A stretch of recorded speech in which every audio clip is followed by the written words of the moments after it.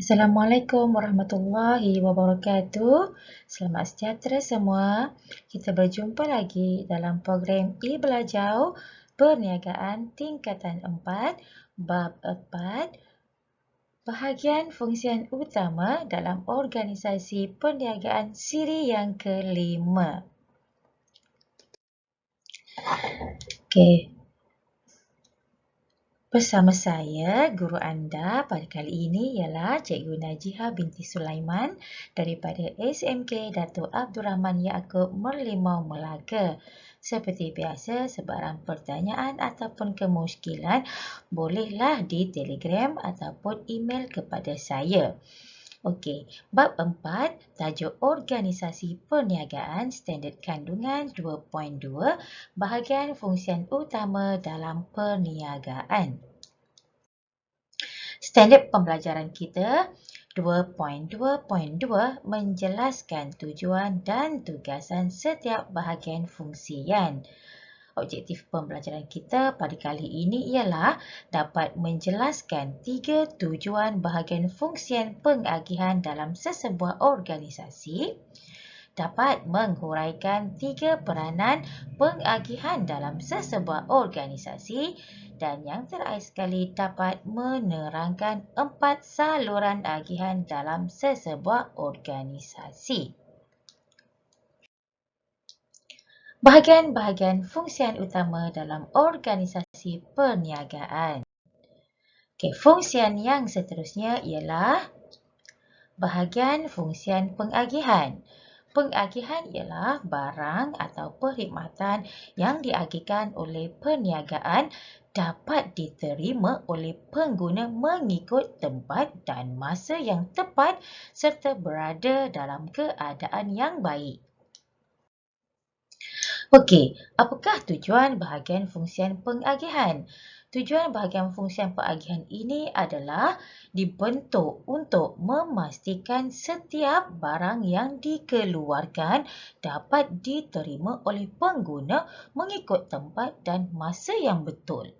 Selain itu, bahagian fungsian pengagihan ini juga perlu memastikan pemilihan setiap saluran agihan perlu bersesuaian dengan jenis barang yang hendak dipasarkan. Bahagian ini juga akan memastikan pengangkutan yang digunakan juga bersesuaian dengan barang yang hendak diagihkan agar tidak berlaku pembaziran masa dan juga kos. Okey, fungsian pengagihan dapat ditunjukkan seperti berikut. Okey, yang pertama kita hendaklah merancang perjalanan, menentukan lokasi dan juga destinasi penghantaran. Supaya ini dilakukan untuk memastikan supaya tidak berlaku pembaziran kos dan juga modal. Yang seterusnya, pengagihan barang memastikan kenderaan tidak pulang dalam keadaan kosong iaitu dengan membawa barangan untuk dihantar dan juga dikutip. Okey, peranan bahagian fungsian pengagihan. Bahagian fungsian pengagihan memainkan beberapa peranan seperti memastikan barang disimpan dengan baik dan dilabel sebelum dihantar pada waktu yang tepat. Sebab biasanya barang-barang ini disimpan di dalam satu gudang yang sangat besar. Jadi barang-barang ini sepatutnya dan seharusnya dilabelkan supaya barang-barang ini dapat diklasifikasikan ataupun dapat dipadankan dengan customer yang sepatutnya. Okey, bahagian ini juga memastikan semua barang-barang yang ditempah dan bertindak sekiranya terdapat perbezaan pada barang tersebut ataupun sekiranya berlaku kesilapan. Seterusnya, bahagian fungsian pengagihan juga melibatkan aktiviti pengumpulan, pengangkutan dan juga pengedaran barang. bahagian fungsian agihan turut berperanan untuk melengkapkan dokumen penghantaran, menyediakan jadual pergerakan kenderaan dan menyelesaikan masalah proses pengagihan. Jadi, mereka yang bekerja di bahagian fungsian agihan ini, perlulah memastikan setiap barang yang dihantar itu mestilah diiringi dengan dokumen penghantaran, supaya dapat memastikan barang yang telah ditempah dapat dihantar kepada pelanggan yang tepat dan pelanggan yang betul. Seterusnya sekiranya berlaku apa-apa masalah dapat diselesaikan dengan segera. Seterusnya, pengurus bahagian pengagihan akan memilih saluran agihan yang berbeza untuk mengedarkan barang berdasarkan keperluan dan kehendak pengguna, pasaran dan jenis barang yang dipasarkan. Bermaksud setiap barang yang hendak dipasarkan ataupun yang hendak diagihkan kepada pengguna perlulah mengikut saluran yang betul, mengikut barang-barang yang dikehendaki. Terdapat 4 jenis saluran agihan yang biasa digunakan dalam membuat pengagihan dan juga pengedaran kepada pengguna. Jenis saluran agihan yang pertama adalah daripada pengeluar terus kepada pengguna. Jenis saluran ini dikenali sebagai saluran pemasaran langsung. Pengeluar memasarkan barang secara terus kepada pengguna akhir. Ia melibatkan dua sahaja, iaitu yang pertama pengeluar dan yang kedua adalah pengguna. Saluran agihan ini tidak melibatkan orang tengah. Daripada pengeluar terus kepada pengguna akhir. Barang dan perkhidmatan yang dipasarkan yang biasa menggunakan saluran agihan ini adalah yang melibatkan barang tidak tahan lama seperti barang-barang pertanian, sayur, ikan. Barang-barang ini tidak boleh simpan lama, jadi tidak perlu melibatkan orang tengah. Sebab sekiranya melibatkan orang tengah, barang-barang ini tentu telah rosak sebelum sampai kepada pengguna akhir. Yang seterusnya, barang yang bernilai tinggi seperti kapal terbang. Kapal terbang, tidak logik untuk kita menggunakan saluran agihan yang banyak.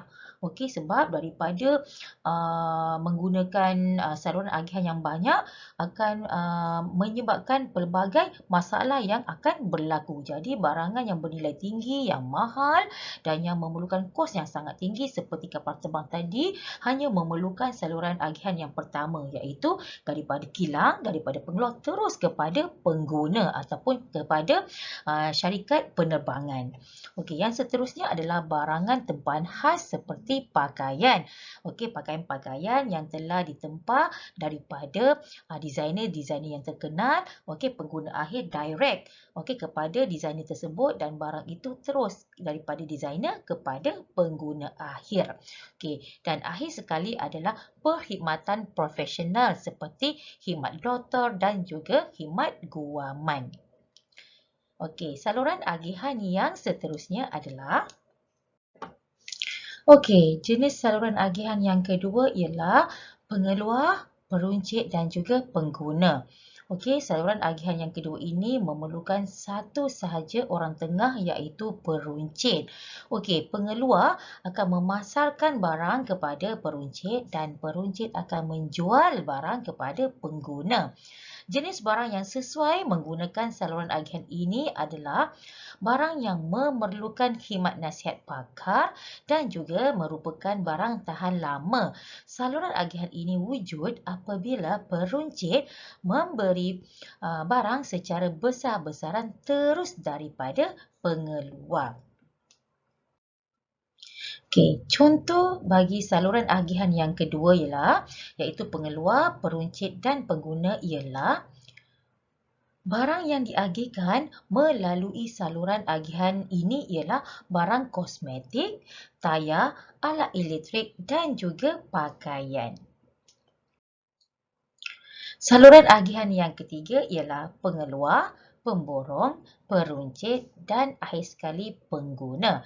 Jenis saluran ini mengandungi dua pihak perantara, iaitu pemborong dan juga peruncit. Pemborong berperanan membeli barang daripada pengeluar secara pukal. Okey, dan memecah pukal dalam kuantiti yang kecil untuk dijual kepada peruncit. Okey, yang seterusnya, okey, di sini kita akan tengok contoh saluran agihan yang ketiga tadi ialah peruncit akan menjual barang kepada pengguna mengikut permintaan pengguna. Jenis barang yang sesuai digunakan dalam saluran agihan yang ketiga ini adalah barang keperluan harian.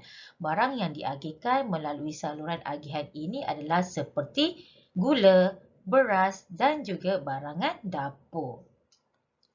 Okey, yang seterusnya adalah saluran yang keempat iaitu pengeluar, ejen, peruncit dan juga pengguna. Jenis saluran ini melibatkan ejen dan peruncit sebagai pengantara. Pengeluar akan melantik ejen untuk memasarkan dan mengedarkan barangnya kepada peruncit.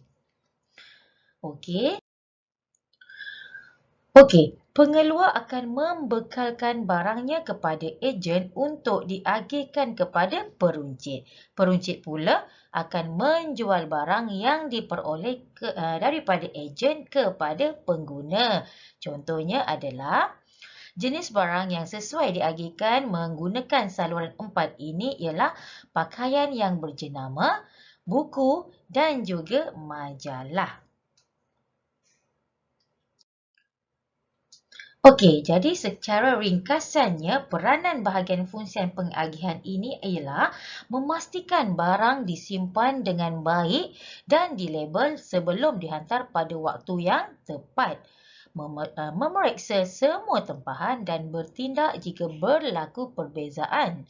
Melengkapkan penghantaran dokumen, menyediakan jadual pergerakan kenderaan, menyelesaikan masalah proses pengagihan, memenuhi kekurangan bekalan yang berlaku di sesuatu lokasi, mengambil dan mengagihkan tempahan seperti yang telah ditetapkan, membantu fungsian lain seperti pengeluaran dan juga jualan dalam mencapai matlamat yang telah ditetapkan oleh organisasi. Okey, ini adalah contoh dalam proses fungsian pengagihan. Okey, untuk membeli pakaian daripada Ostra Eksklusif dan juga Zawara Sdn Bhd. Ostra Eksklusif dan Zawara Sdn Bhd mengagihkan barang mereka secara terus kepada pelanggan, terutamanya apabila barang tersebut dibeli dalam talian. Okey, jadi pengagihan ni adalah direct, okey, daripada pengeluar terus kepada pengguna. Okey, contoh yang seterusnya adalah gudang. Perniagaan yang lain menyimpan stok mereka di gudang sebelum dihantar ke lokasi yang diperlukan. Jadi kalau kita lihat contoh ini, setiap barang yang disimpan di gudang perlulah dilabelkan bagi mengenal pasti barang dan juga customer yang perlu mereka hantar. Jadi tidak akan berlaku kekeliruan data dan juga penerima barang itu nanti. Okey, yang seterusnya adalah lori ais. Sesetengah syarikat menggunakan kenderaan yang sesuai untuk membawa barangan sejuk beku.